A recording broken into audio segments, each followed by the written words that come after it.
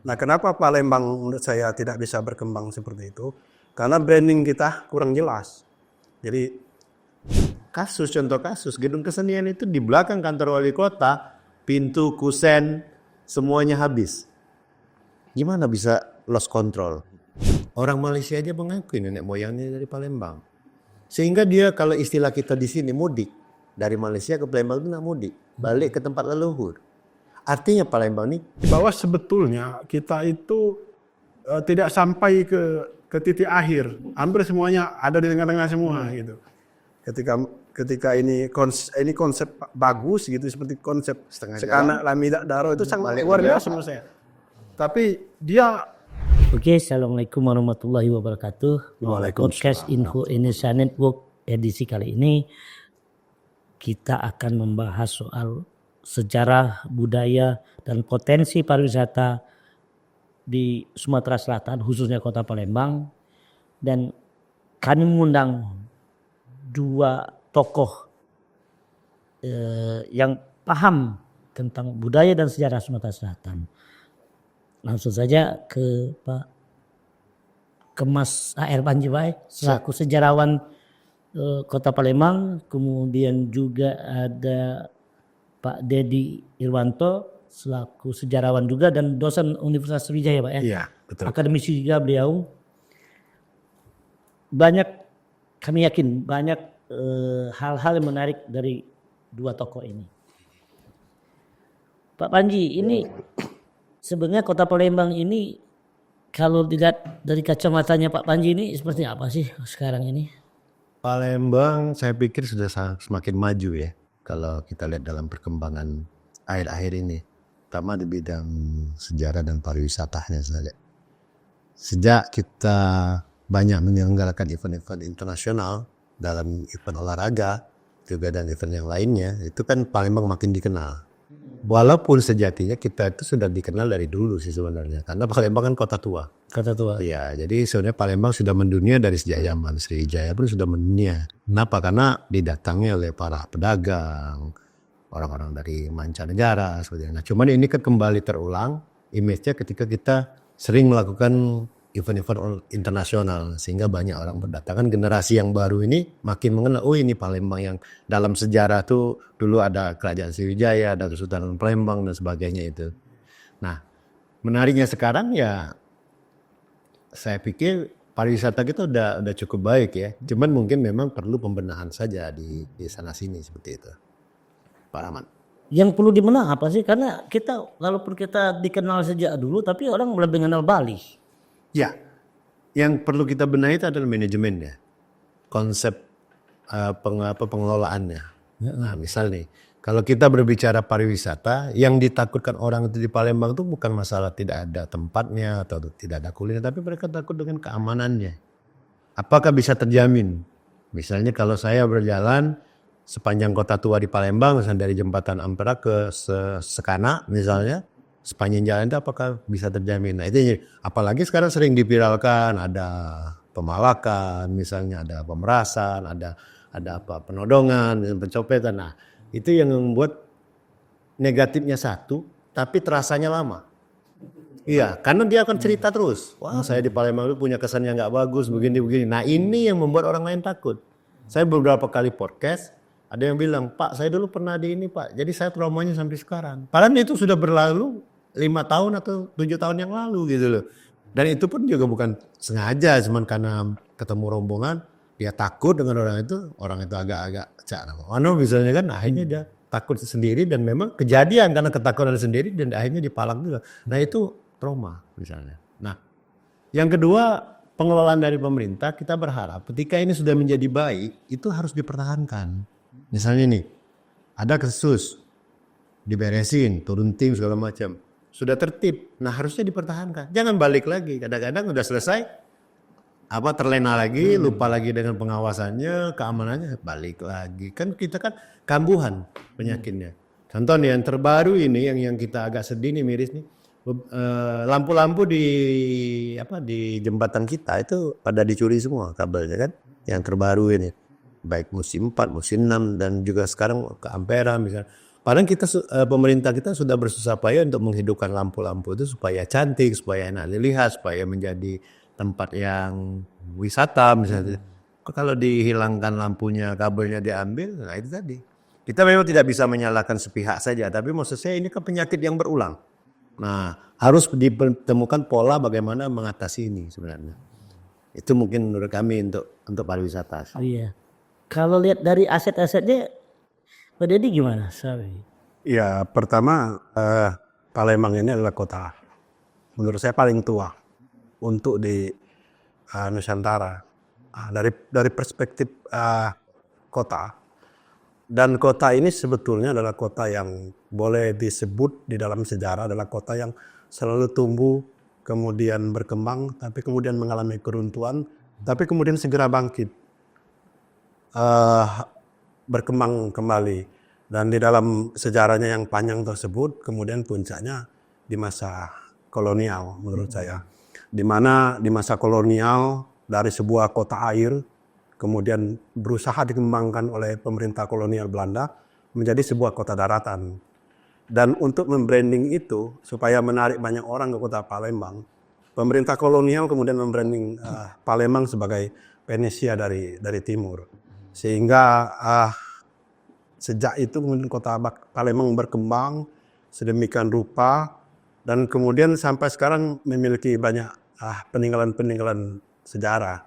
Jadi peninggalan yang sudah ada di masa Sriwijaya, di masa Kesultanan, lalu kemudian bertambah lagi di masa kolonial. Sehingga menurut saya kota Palembang ya sebuah kota yang sebetulnya sangat luar biasa. Terutama untuk sejarah wisata sejarah. Jadi wisata sejarah kita sudah punya banyak situs sebetulnya. Cuma yang jadi kendala memang di dalam pengelolaannya. Jadi menurut saya kenapa seperti kata Bang Rahmat tadi orang bisa berduyun-duyun pergi ke Bali. Sementara ke kita agak stagnan menurut saya.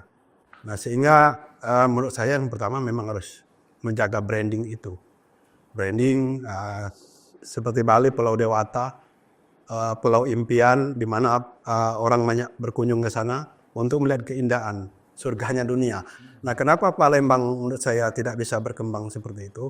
Karena branding kita kurang jelas. Jadi apa sih sebetulnya branding kota Palembang ini?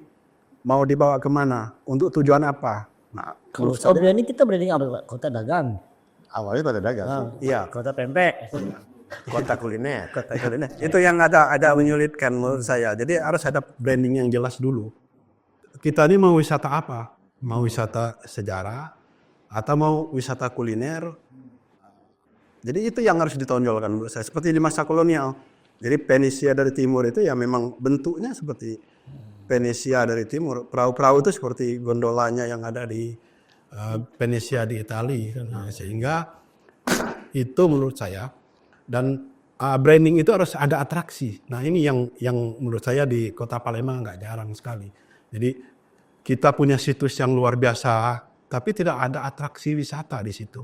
Nah kemungkinan besar juga kalau saya melihatnya dari kurangnya SDM. Jadi Palembang ini ya sebetulnya banyak orang-orang kreatif, banyak orang-orang yang memiliki seni yang luar biasa dan budaya yang arum gitu. Tetapi mereka jarang mau tinggal di Palembang. Jadi kawan-kawan misalnya alumni ISI yang dulu bersekolah di Palembang dari tingkat SD sampai SMA-nya.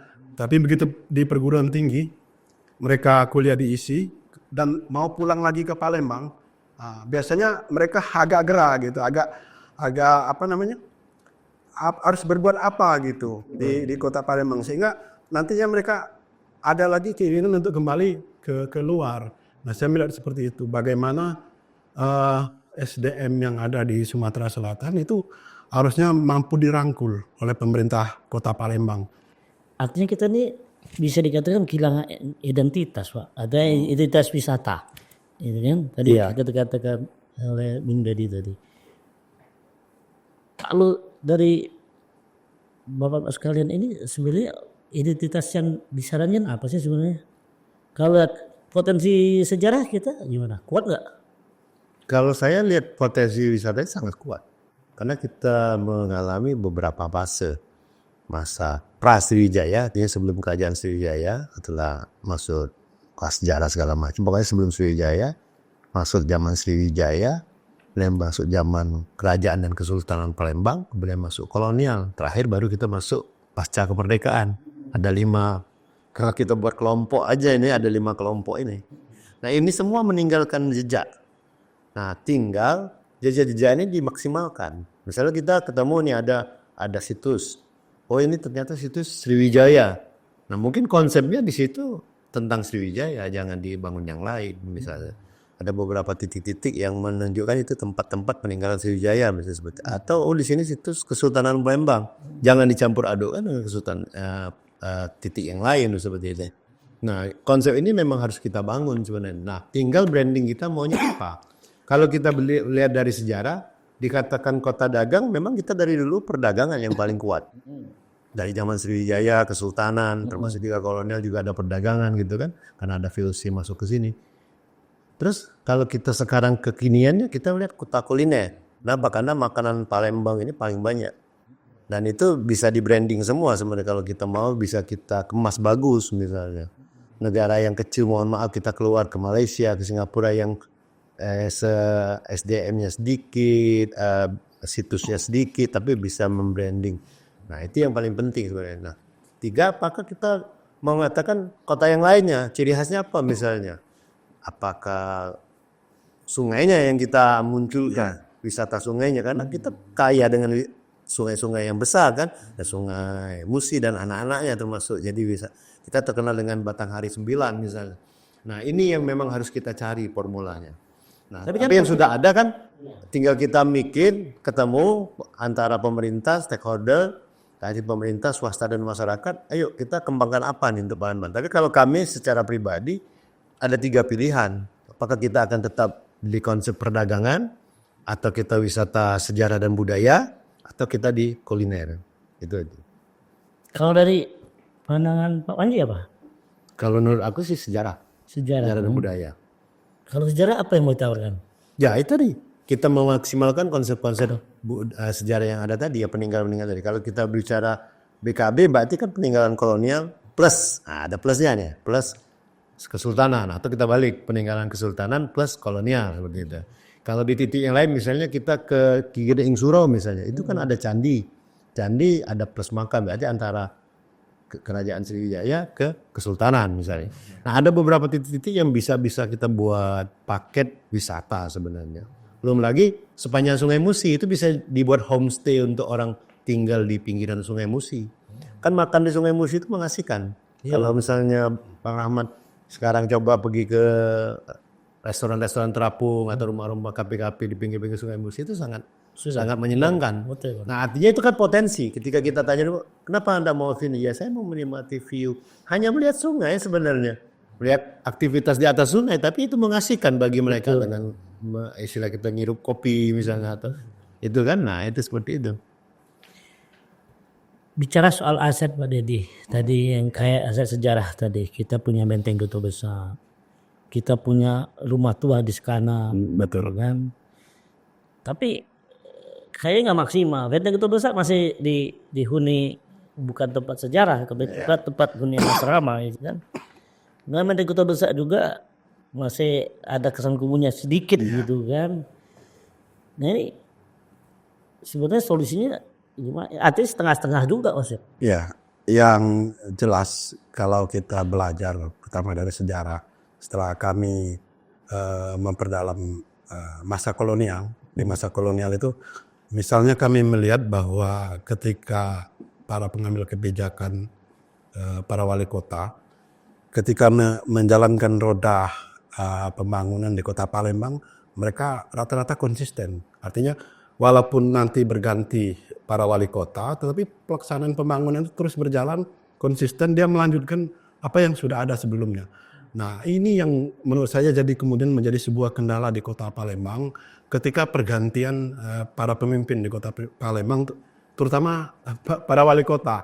Kita lihat setiap berganti wali kota nanti berganti kebijakan. Kita dulu pernah merasakan sebuah masa emas menurut saya di masa Pak Edi Santana Putra ketika membangun kota Palembang. Tapi kemudian setelah Pak Edi, kebijakan yang dijalankan Pak Edi tiba-tiba putus dan hilang. Kemudian untuk kembali ke masa Pak Edi kita harus mengulang lagi seperti itu. Menurut saya harus ada sebuah landasan yang jelas, terutama dalam membangun kota dengan untuk tujuan pariwisata. Termasuk wisata air seperti yang dibicarakan oleh Ari tadi, itu sangat menarik sekali. Tapi kita selalu tidak konsisten. Kita pernah punya perahu segentar alam.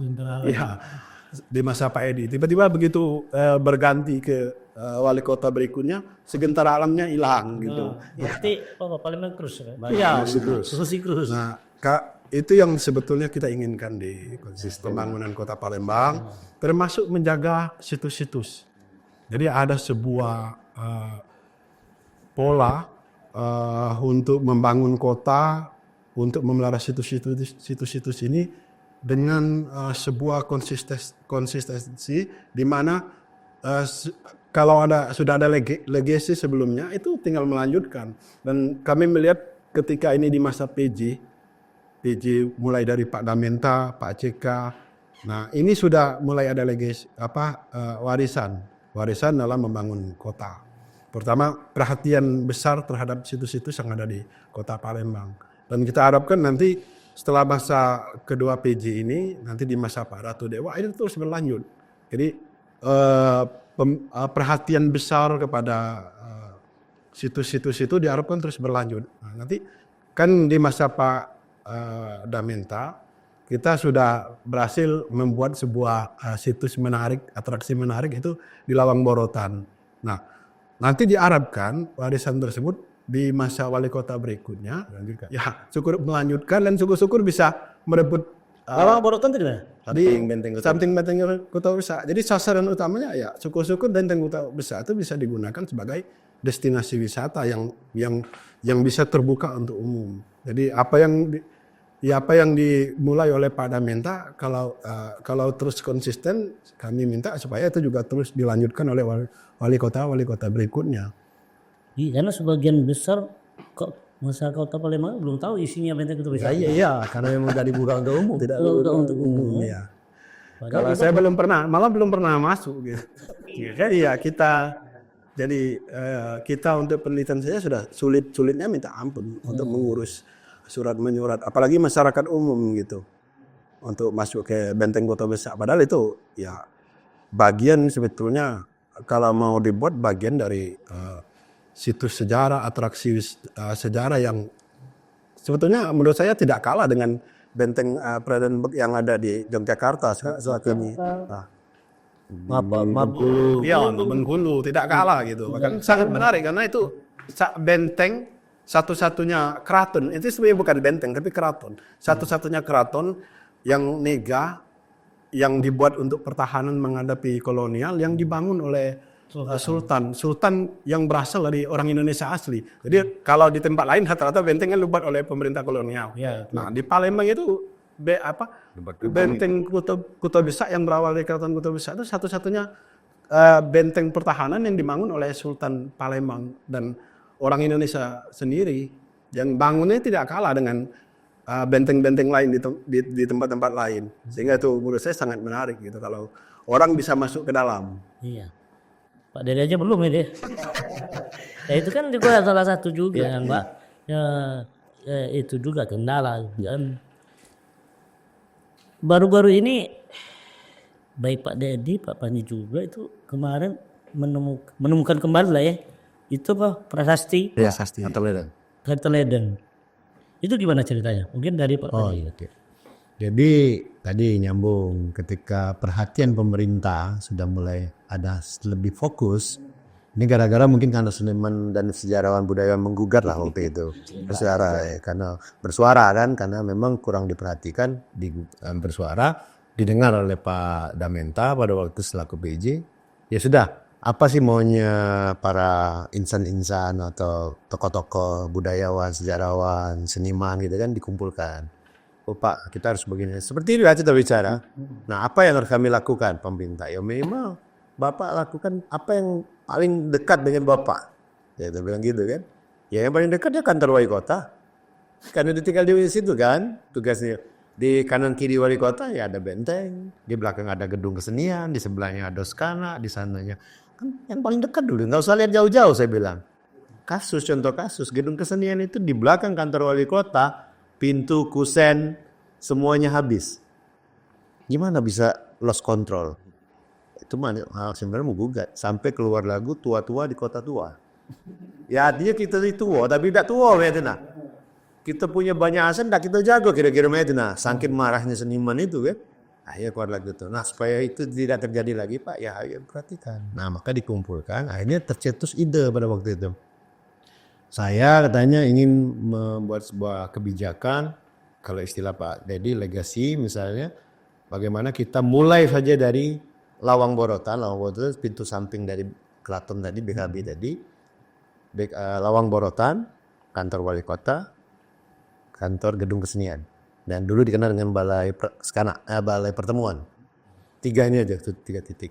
Dengan harapan 3 titik ini bisa dikembangkan, ini bisa mengembang sampai ke Ampera, yang kantor wali kota bisa sampai ke Kamangiwa, yang di gedung kesenian bisa sampai ke Skana, sampai ke bila perlu sampai ke Simpang Suro. Dengan apa? Kalau ini potensi wisatanya kita munculkan satu persatu, kita gali satu persatu, kita manage dengan sangat baik, mudah-mudahan ini bisa jadi kota tuanya Palembang. Kita berkaca dengan Semarang ada kota tua, kita berkaca dengan Jakarta berhasil menghidupkan kota. Kok Palembang nggak bisa? Kalau kita berbicara situs kita lebih banyak, kan gitu. Nah dari 3 titik ini komitmen itu. Nah kemudian untuk di kantor wali kotanya sendiri, apa yang harus dilakukan oleh pihak pemerintah pada waktu dia mencetuskan bagaimana kalau kita jadikan kantor wali kota ini kantor sekaligus juga museum. Namanya office museum. Artinya orang berkunjung ke kantor wali kota juga bisa melihat terkaitan sejarah kantor itu sendiri. Bagus kami bilang gitu. Ayo kita wujudkan. Nah ini kita wujudkan. Singkat cerita, kalau mau cerita ini panjang nih ya. Singkat cerita, kami temu dalam satu sumber menunjukkan bahwa gedung itu punya prasasti. Dia nanya, prasastinya mana? Ya di buku ini ada Pak. Kayak mudahnya gitu kan, di buku ada, di gambar ada nih. Tapi bukunya nggak ada. Kita diturun ke lapangan nggak ada, kita pegang memang nggak ada. Nah kita tertipu, ternyata itu di plester. Prasasti yang asli itu. Jadi pada waktu belum tahu itu, kata Pak Dawenta, kata Pak PJ pada waktu itu, ya udahlah kalau memang nggak ada lagi, ya kita juga nggak tahu infonya masih ada apa enggak, ya sudah berreplika. Replika itu tiruannya. Udah kita ngundang kawan-kawan perupa, kan gitu kan. Nah, ya salah satu di Totok tadi misalnya kan ada kawan-kawan, ya sudah kita buat. Selesai replikanya kan pasang. Proyeknya kan begitu. Buat replika selesai pasang. Nah waktu pasang itulah ketemu. Jadi ketika proses mau memasang, ngetok-ngetok misalnya mau masukkan, ya kan modelnya model tempel gitu kan. Kita harus ngebor kan. Tanam. Harusnya ada yang dibor kan. Ya. Nah, untuk mengeluarkan itu. Nah waktu itulah ketemu. Dan mohon maaf kalau istilah orang tukang, kalau kami bilang itu seniman perupa, dia bilang ke kita, saya yang kebenaran ditugaskan oleh Pak Dedi, kami ini kan dari Puskas nih. Pak Dedi juga memang tidak bisa setiap hari ada di lapangan, bergantian. Nah pada saat itu tugas saya, kebenaran. Dia lapor, Pak kayaknya ada tulisan. Saya bilang coba cocokkan dengan yang kita buat. Sama tulisannya. Makin penasaran, buka lagi, tambah sama. Saya langsung klaim, ini prasastinya, saya bilang. Jadi gimana Pak, yang kan buat gimana? Ya udah, kita buat skenario baru. Yang asli biarkanlah di sini, dibuka aja, dibagusi supaya bisa menjadi tempat. Itu nanti jadi wisata spot foto itu. Bisa swap foto di situ. Yang dibuat baru ini karena tadi settingnya di dinding, ya harus dibuat bingkai supaya dia bisa berdiri dan ditaruh di dalam. Di dalam. Nah, itu konsepnya. Replika ya. Replika. Jadi kata orang tuh kalau yang berita viral itu ditemukan tidak sengaja. Iya, itu beritanya kan kayak itu.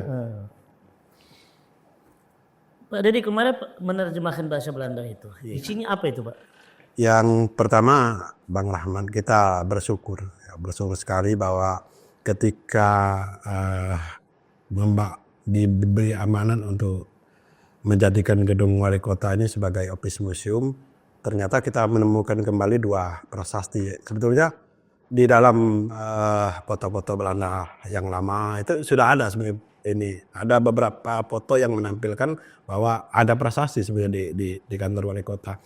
Dan ketika seperti dibilang oleh Mas Hari tadi ditemukan kembali kedua prasasti ini, dia ada 2 prasasti.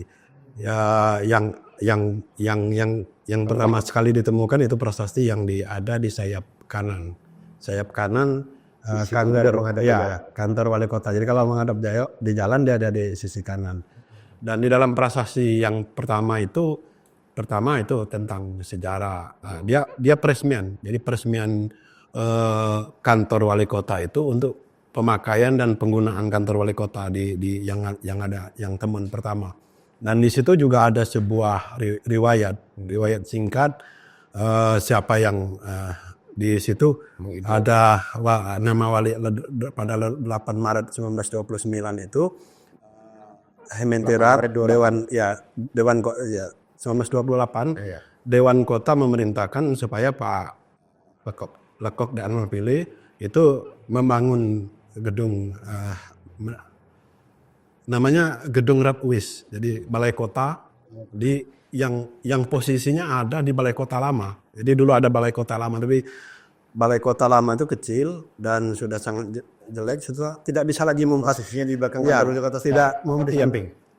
Tepat di situ sebetulnya ada tidak bisa lagi memuat pegawai kota di Palembang yang pada waktu itu ya memang sudah mulai banyak penerimaan sejak tahun 1919 karena di 1919 itu kan wali kota pertama LG atau JG Lefir, sehingga dari tahun 1920 sampai 1928 itu sudah banyak pegawai negeri yang diangkat di pemerintah kota Palembang. Pegawai negeri waktu itu jangan pegawai negeri sekarang ya, pegawai negeri tapi mereka direkrut dari pribumi namanya.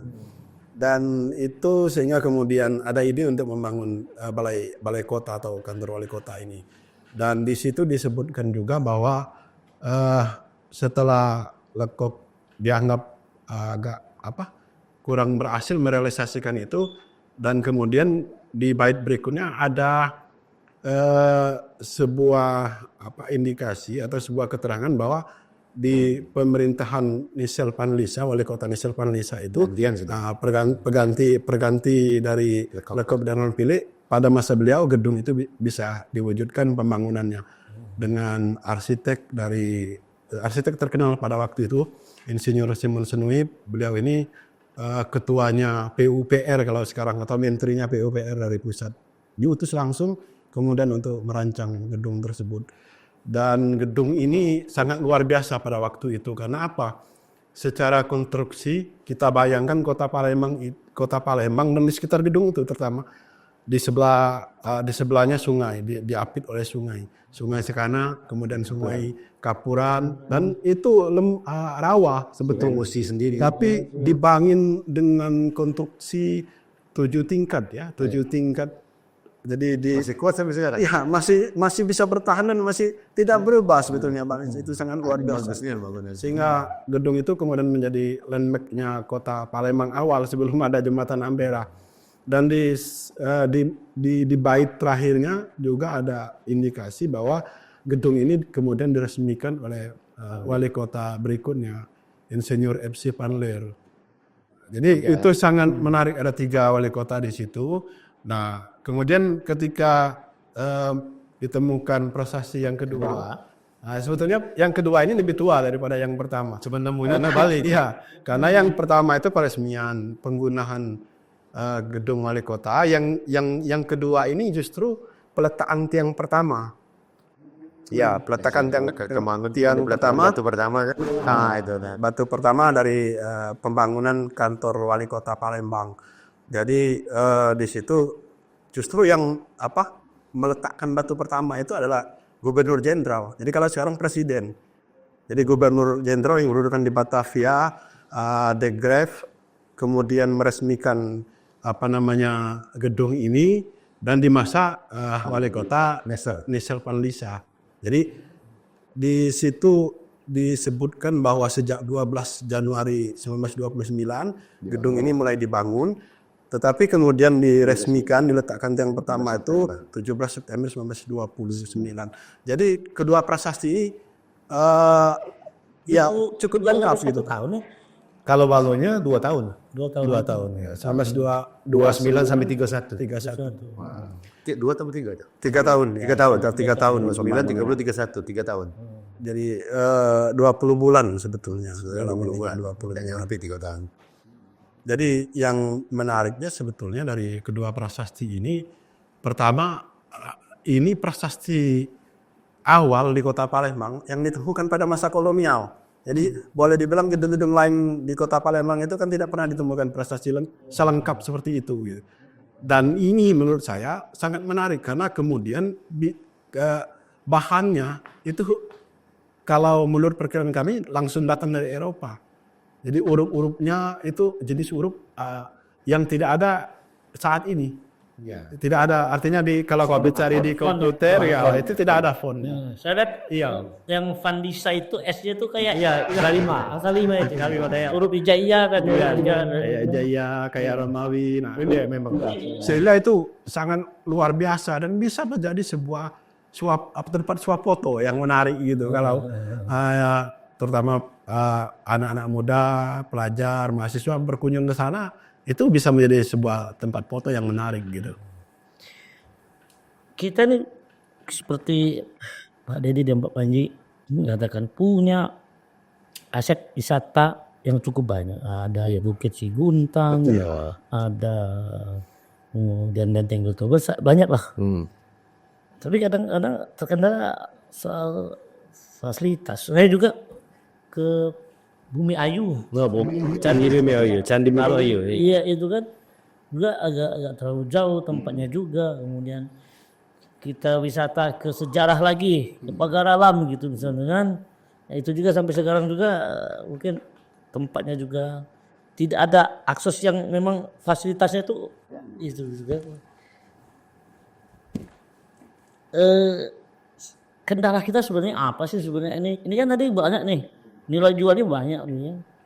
Kalau saya itu tadi pengelolaan balik-balik. Jadi gini, kalau kita ke Jogja, nih wisatawan dari Sumatera Selatan kunjungan ke Jawa Tengah pasti kita ditempatkan nginepnya di Jogja. Kenapa? Karena dipastikan di Jogja dia ada kota budaya. Semuanya ada di situ. Mulai dari keraton segala macam dari kita disajikan. Tapi ketika kita sebagai wisatawan pengen yang lebih dari itu, pasti kita nanya sama pihak pengelola travelnya. Tolong dong dikasih rekomendasi mana titik-titik atau tempat-tempat yang bisa kami. Pasti dikunjunginya Pak ke Borobudur, ke Candi Prambanan, ke beberapa candi-candi yang lain. Dan kalau kita ukur jaraknya jauh dari kota Jogja, ibaratnya sama sekarang ini Palembang ke Pali, Palembang ke Lahad, sama kondisinya sebenarnya. Tapi kenapa ketika kita di sana kita tidak ngomel, tidak ngelutu, alah kejauh gitu. Karena fasilitasnya lengkap, jalannya bagus menuju akses sana dan kalaupun nanti ditawarkan dua pilihan, apakah kita akan menginap di kota yang misalnya tadi ke Yogyakarta, dari Jogja ke Sleman misalnya. Apakah kita mau nginap di Sleman? Kalau enggak, bolak-balik dari Sleman balik lagi ke hotel, masih tetap nginap di Jogja. Itu kan pilihan-pilihan yang diberikan kepada pengunjung. Atau dia backpacker, dia bisa jalan dari satu titik ke titik yang lain. Nah, banyak pilihan sebenarnya. Tapi yang bisa menjamin itu kan apakah fasilitas tadi 7 jam berjalan, 4 jam berjalan itu membosankan atau tidak membosankan. Kalau ke Jogja, ini orang lama di Jogja nih, S1, S2, S3 di Jogja. Jogja, Sleman, Jogja ke Prambanan, Jogja ke Borobudur itu tidak terasa. Lamanya itu malah mengasihkan. Pilihan-pilihan moda transportasinya bisa melalui kereta, bisa melalui travel, bisa melalui yang lain-lain. Nah artinya ini yang harus kita siapkan. Ketika kita mau ke Pali, di Pali siap nggak tempat orang homestay-nya di sana. Kalau saya ke Bali paling-paling yang paling aman tinggalnya di Pertamina, PTBA dan PT Pertamina yang tempat nginapnya itu kan. Nah seperti itu. Nah terlalu pada di pandangannya. Kalau menurut aku sih sebenarnya pengelola dan fasilitasnya. Di Palembang ini saya lihat wisata yang paling banyak dikunjungi dari masyarakat luar itu Al-Quran Al-Akbar itu. Tapi pas mau lewat jalannya terus. Nah itu. Tapi ini menarik sekali sebetulnya Bang Rahmat, karena ini juga sebetulnya menjadi saran kami ketika ketemu dengan Pak gubernur terpilih bahwa sebetulnya di Sumatera Selatan pertama menurut saya tadi kembali kekurangan SDM. Jadi kita tidak punya SDM dan untuk memenuhi itu menurut saya memang harus lewat pendidikan. Nah, dalam kesempatan ini sebetulnya menurut saya ya harus ada pertama kerjasama lintas sektoral, melepaskan semua ego sektoral dan kemudian kalau kita minta pimpinan daerah di Sumatera Selatan bisa dalam tanda petik mendesak supaya Universitas Sriwijaya sebagai lembaga pendidikan besar di Sumatera Selatan itu membuka fakultas ilmu budaya. Itu sangat penting menurut saya. Karena dari sarjana-sarjana yang dihasilkan dari fakultas ilmu budaya itu nanti mereka inilah yang secara tidak langsung akan membentuk berbagai komunitas budaya dan menjadi sumber daya ya SDM kebudayaan yang luar biasa. Karena Apalagi kementerian dan biasa yang paling mengkhawatirkan misalnya kan di dinas kebudayaan. Di dinas kebudayaan mohon maaf hampir rata-rata bukan budaya, bukan orang-orang kebudayaan dan tidak mengerti maksudnya membangun kebudayaan. Oleh karena itu menurut saya ini sangat penting sekali untuk paling tidak ada fakultas ilmu budaya di Universitas Sriwijaya karena beberapa daerah seperti di Sumatera Barat, Bang Rahman, menurut saya itu sangat menarik. betul.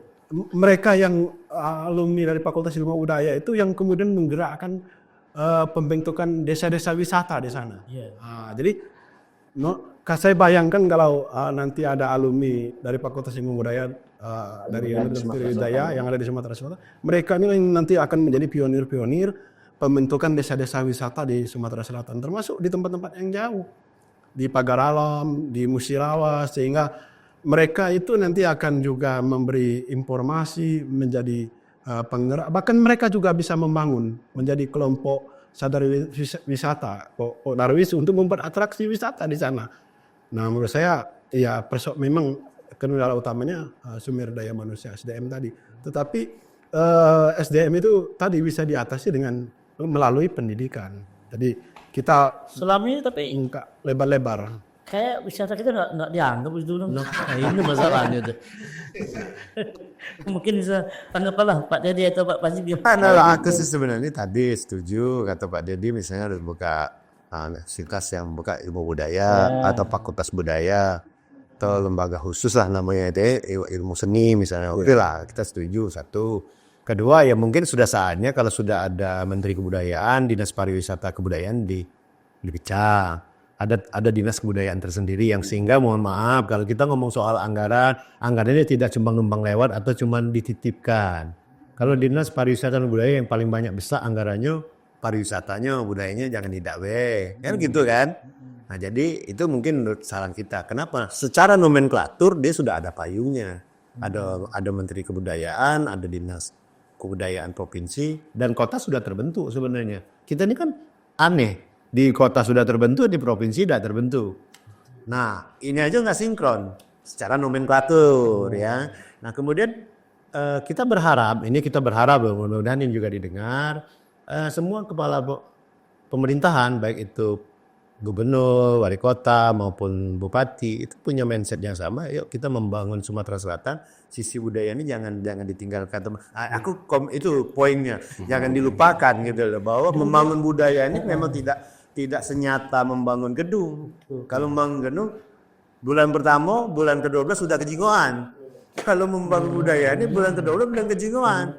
Butuh bertahun-tahun. Korea Selatan yang sekarang muncul sebagai perhatian budaya dunia, ya karena dia membangunnya dari tahap awal. Dipersiapkan dulu, SDM-nya dipersiapkan, promosinya terus jalan. Dan paling penting aku stressing kata diri tadi, kontinuitas.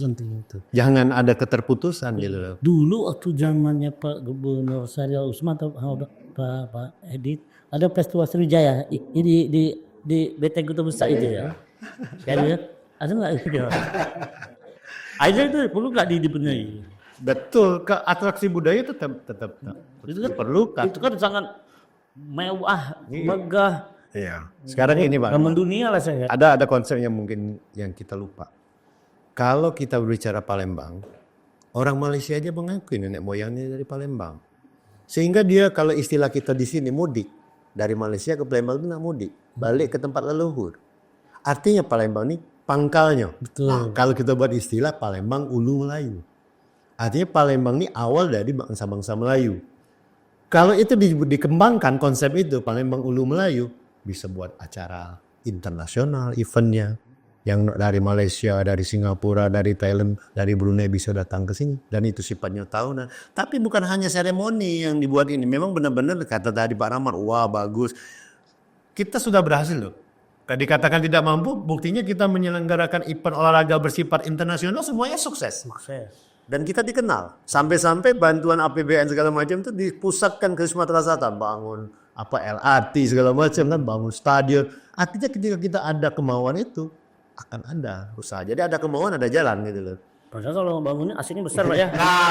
Potensi besar. Kalau di besar, untungnya siapa? Ya kita semua sebenarnya. Setelah event olahraganya hilang, LRT-nya masih tinggal. Setelah PON segala macam SEA Games, Asian Games, gedung-gedungnya tinggal dan kita bisa kelola. Seperti itu kan. Nah ini juga.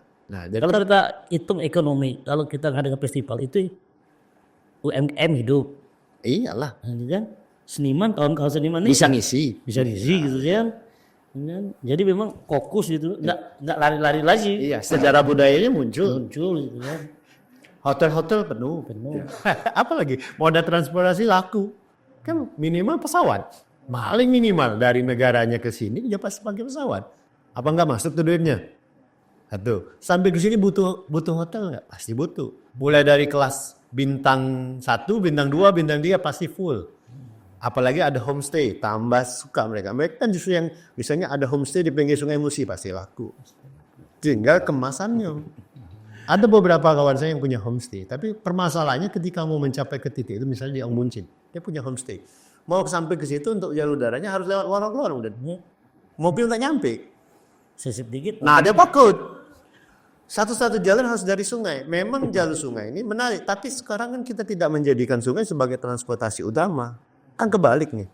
Nah harusnya transportasi sungai ini dihidupkan kembali. Sehingga orang dari BKB ke Ong Buncit ini mau homestay di situ, tinggal di situ semalam, menikmati suasana malam di pinggiran Sungai Musi, luar biasa tuh. Bila plus makannya, kulinernya berarti yang muncul kan. Plus oleh-olehnya. Wah, luar biasa saya pikir itu. Harusnya, tapi tidak tahu pandangan Pak Deddy. Semestinya kan gitu ya. Seharusnya gimana? Kalau konsep ini gimana? Pertama, saya dari buku saya yang saya pahami gitu, bahwa sebuah pembangunan fisik itu harus diikuti dengan pembangunan ideologi. Dan itu yang tidak pernah ada di Palembang, membangun secara ideologi, termasuk ideologi kebudayaan. Nah, oleh karena itu kalau kita lihat ya tadi pertama cenderung ekosektoralnya paling kuat sekali gitu. Jangankan antar dinas gitu, antar dinas saja sudah itu menurut saya sudah sebuah persoalan yang luar biasa untuk membongkar ekosektoral ini. Bahkan antara pemerintah dinas dengan masyarakat juga sudah memiliki gap yang begitu luar biasa. Padahal sebetulnya dalam pembangunan yang bersifat ideologi ya semua itu harus berawal dari masyarakat dulu.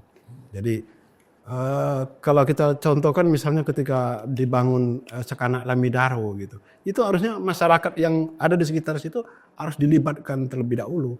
Dibuat kelompok-kelompok sadar wisata, komunitas, di mana mereka nanti yang akan memelihara bangunan yang sudah dibangun sedemikian rupa. Sehingga menurut saya ya di Palembang itu harus memulai dengan itu. Jadi terutama kawan-kawan dari Dinas Kebudayaan, Dinas Pariwisata, itu harus mengajak komunitas-komunitas, kawan-kawan komunitas, apakah dia seniman, budayawan, sejarawan, atau masyarakat, tokoh-tokoh muda seperti kelompok Karang Taruna itu harus dilibatkan semua. Sehingga pertama ya tadi harus ada rasa memiliki ini dulu, memiliki bangunan yang sudah dibangun dengan biaya yang luar biasa itu, sehingga nanti tidak akan terbengkalai.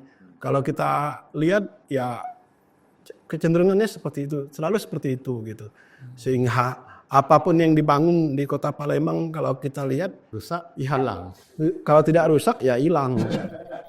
Nah, itu. Dan ini sebetulnya menurut saya itu yang harus dimulai dari konsep Palembang Emas Darussalam. Jadi Palembang Emas Darussalam itu pertama bagaimana mencintai dulu Jadi mencintai bahwa apapun yang dibangun untuk masyarakat, untuk keperluan dunia wisata di Kota Palembang ya harus dicintai oleh masyarakat itu lebih dahulu, kemudian rasa memiliki dan sekaligus nanti akan menciptakan perilaku.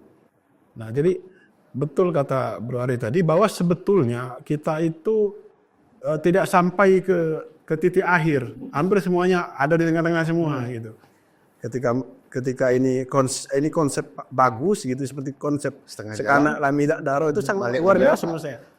Tapi dia berada di titik tengah karena tidak sampai ke titik akhir karena tidak ada pelibatan masyarakat, komunitas dan segala stakeholder sebetulnya, terutama mereka yang bisa menunjang kebesaran dari apa yang dibangun tersebut.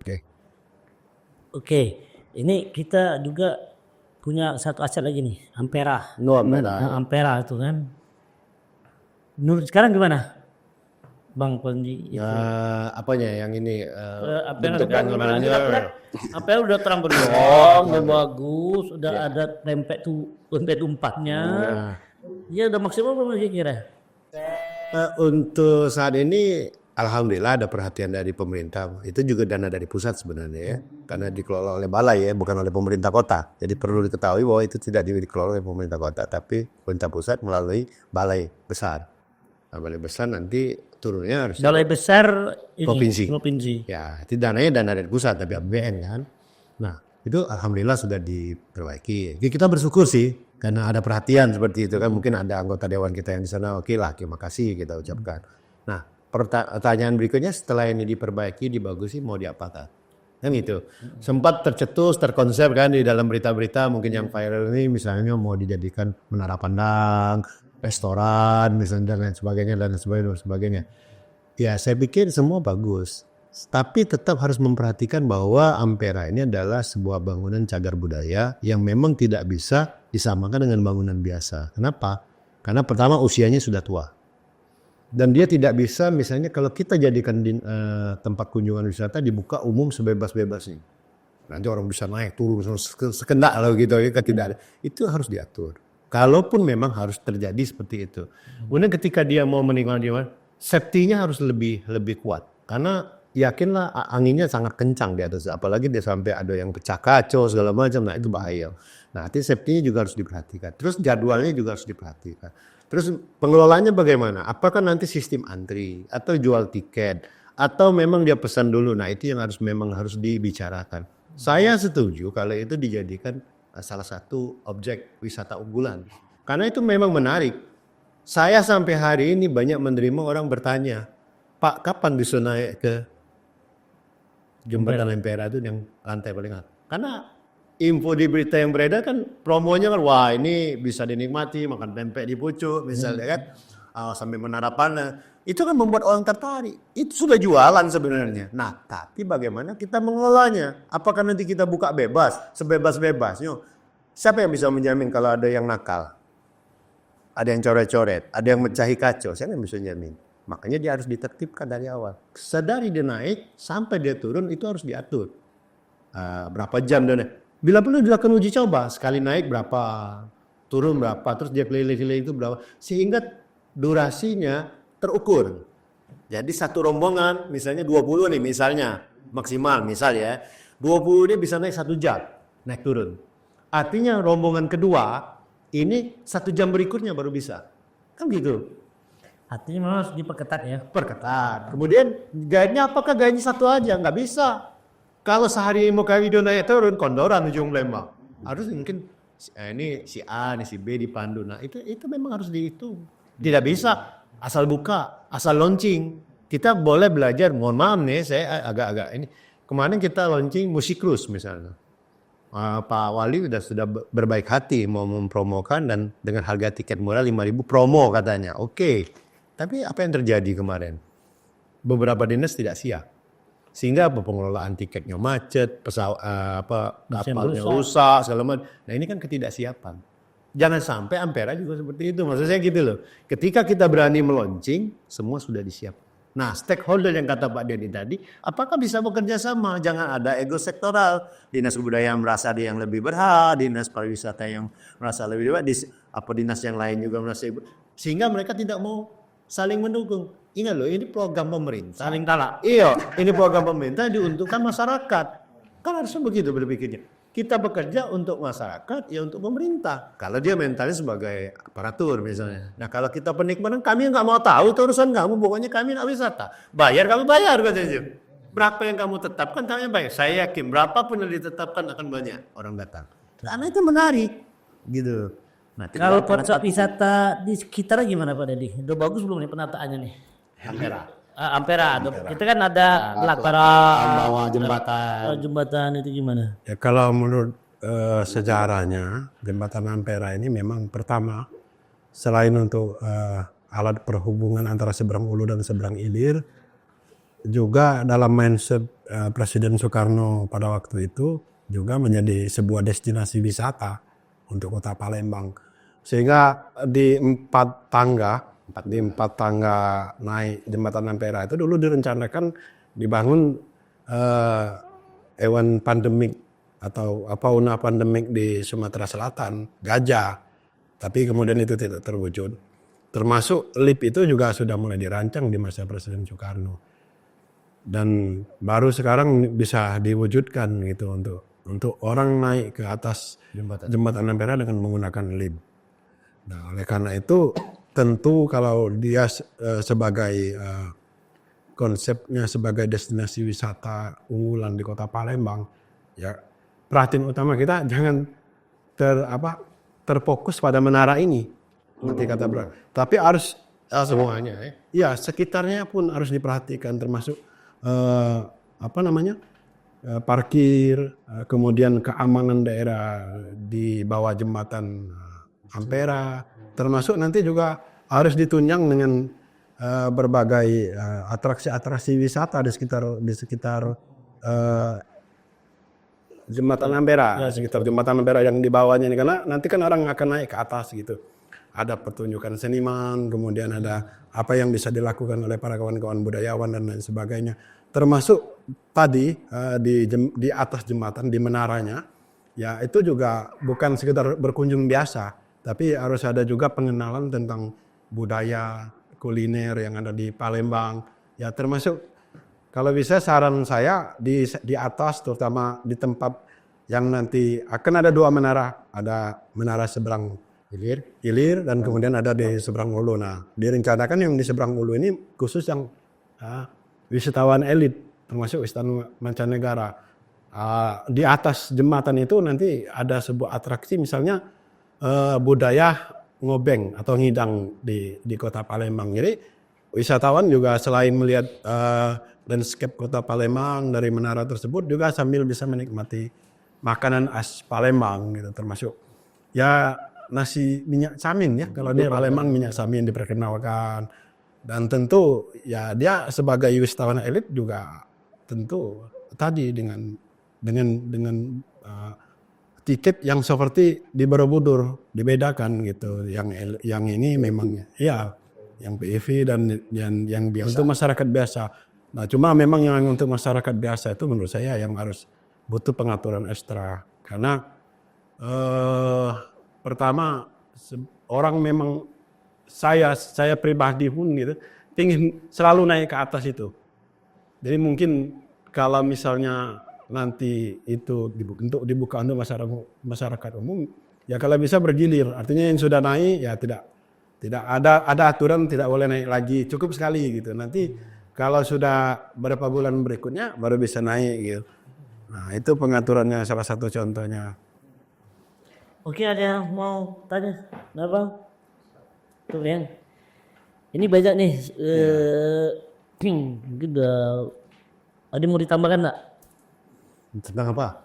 Tentang wisata nih, saran dan idenya. Ya tadi kalau saya sebenarnya kalau disimpulkan, saya menekankan bahwa pengelolaan itu utama, keamanan itu harus diperhatikan, kontinuitas dari program itu harus berjalan. Nah, jadi artinya yang terakhir melibatkan semua pihak. 4 poin ini harus benar-benar kita munculkan sehingga potensi wisata sejarah Sumatera Selatan dan Palembang khususnya ini akan memang benar-benar terwujud. Kita sudah jalan tapi jangan sampai setengah-setengah. Iya, kalau udah jalan go terus. Bagaimana berbenah, berbaik, semua menjadi terbaik. Ya kalau dengan ini sebuah tema yang sangat menarik Bang Rahman. Melihat jejak dunia. Menurut saya sangat tepat sekali melihat jejak dunia itu dari Kota Palembang karena Kota Palembang ini hampir memiliki semua jejak yang ada di dunia itu atau peradaban. Jawa ada. Iya, masa Sriwijaya, kemudian masa Kesultanan Palembang, termasuk di masa kolonial dan di masa kini.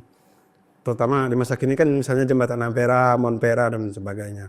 Dan oleh karena itu ya itu memang harus menjadi sebuah perhatian bahwa ketika orang ingin melihat jejak dunia yang dimaksud itu ya kalau bisa memang ada atraksinya, ada yang bisa dilihat, ada nilai plusnya yang bisa dilihat. Misalnya ya termasuk misalnya yang menarik itu seperti kata Bang Rahmat tadi, orang berkunjung ke Palembang ya salah satu tujuannya kan ke yang di Gandus itu Al-Quran Al-Akbar. Nah kalau bisa selain orang-orang melihat ya ada juga misalnya orang yang bisa mengajar atau mengajarkan para wisatawan itu untuk membaca dan menulis misalnya aksara Jawi yang merupakan aksara as Kota Palembang. Dan juga ya kalau bisa seperti di Imogiri. Jadi ada wisatawan yang ada wisata tempat wisata yang bisa disakralkan.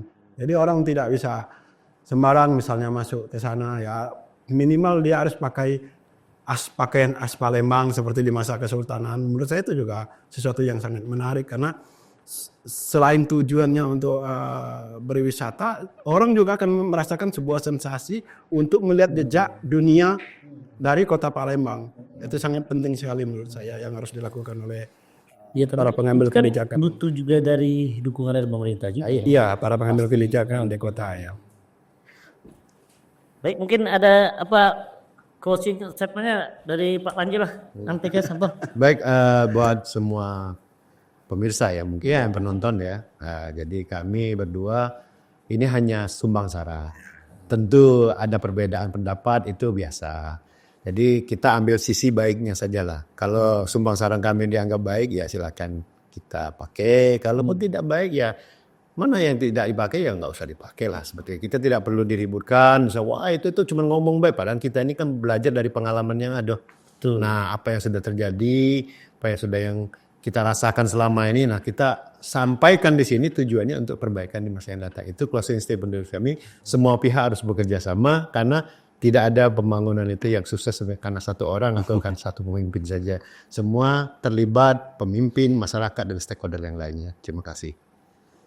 Baik, kami Mungkin satu lagi. lanjut. Masih Bang Rahmat. Jadi dari pelajaran tentang penggalian kami atas menara atau kantor ledeng atau kantor wali kota Palembang itu ada sesuatu yang menarik gitu yang sampai sekarang menurut saya masih sangat relevan untuk dipelajari kemudian digali dan kemudian diterapkan oleh para pengambil kebijakan di kota Palembang. Pertama tadi dari ketuaan kota Palembang itu memang kota Palembang ini adalah kota Zapata. Jadi kota kutukan. Dalam hampir setiap bait prasasti di kota Palembang itu kan berisi kutukan. Ya. Tapi kutukan itu ada yang positif, ada yang negatif. Seperti di Talang Tuo itu disebutkan kalau orang yang berbakti kepada kota. Jadi kalau pemerintah kota betul-betul dia berbakti kemudian memberi pembangunan yang luar biasa kepada kota Palembang, dia akan diangkat, akan dipromosikan. Dan hampir semua wali kota misalnya kalau kami lihat yang di masa kolonial itu ketika dia membangun kota Palembang selalu dipromosikan lebih tinggi. Nah, tetapi menariknya kan kalau kita lihat juga dari prasasti Telaga Batu juga ada kutukan sebaliknya. Kalau dia berkhianat, kalau dia tidak berbuat apa-apa lah pokoknya untuk kota Palembang, maka dia akan menerima hal buruk gitu. Semoga ini juga menjadi perhatian bersama para pemimpin di kota Palembang. Ya paling tidak untuk mengangkat kota Palembang ini ya ke taraf internasional. sehingga orang bisa melihat jejak dunia itu memang ada di kota Palembang. Palembang Darussalam ya. Palembang Darussalam. Tapi udah tambah lagi soal museum udah ada mengarah ke sana nggak? Yang office museum. Office Office museum kita baru tahap pertama. Pertama. Jadi sebenarnya dia pembangunan berkelanjutan. Jadi tahap pertama ini kita membuka, terus apa yang bisa dilakukan untuk dijadikan office museum. Kalau kita udah rembu kemarin pertama kita harus ada media informasi sekeliling itu satu. Nah tahap pertama, tahap keduanya merevitalisasi benda-benda yang ada di situ, termasuklah prasastinya, ada berangkas, ada tempat budangnya, misalnya kan ada tangga, ada tempat air bak, termasuk juga pipanya, apapun yang ada di situ direvitalisasi. Dan itu kalau memungkinkan tidak dibuang, harusnya ditampilkan di museum. Tahap kedua nanti ini diharapkan dengan pemerintah. Nanti masih menginventarisir. Ya, yang tahap kedua ini kita mintakan nanti sudah kita sampaikan baik itu pemerintah yang sekarang maupun yang akan datang kan nanti kalau sudah berganti kita sampaikan bahwa harus ada pembangunan berkelanjutan, bahwa itu harus ada ruang pamer. Artinya ada benda-benda yang tadi sudah kita kumpulkan dan hibah dari para wali kota. Kenapa? Karena ini kantor wali kota, kantor Leda ini kayak identik kantor wali kota. Nah kita mintakan hibah dari para wali kota nantinya menyumbang benda-benda yang terkait dirinya sebagai wali kota. Contoh, misalnya wali kota pertama menyumbangkan penanya saja. Cuman pena. Kalau dia anak cucu mungkin tidak berharga itu. Sudah sekedar pena. Tapi kalau itu disumbang, oh ini dari wali kota loh.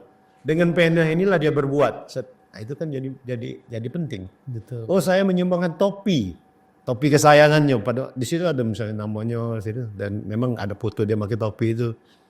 Oh topinya ini ya. Atau paling mungkin kita anggap tidak berarti kalau orang sudah meninggal KTP tidak diperlukan lagi kan.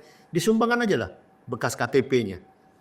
Dari KTP itu kita bisa lihat, oh KTP zaman dulu bentuknya seperti ini, KTP yang masa ini seperti ini, KTP terbaru seperti ini. Kan luar biasa itu pembelajarannya. Nah kita mintakan ada galeri nanti di semua spot itu sumbangan dari hibah dari para wali kota. Jadi siapapun yang pernah menjabat wali kota itu akan menyumbang. Dan dengan kesadaran pribadi. Kalau memang diperlukan surat, kita suratkan gitu loh. Nah tadi saya sampaikan kata yang PJ sekarang, ya buat surat aja.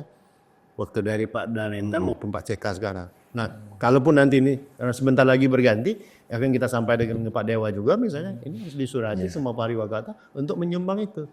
Tugas pemerintah kota apa? Tinggal menyediakan tempat. Tidak susah kan? Tinggal menyiapkan tempat, minta, kasih. Jangan pula dipaksa kalau udah galak. Udah galak, ya dia tidak mau dikenang nantinya.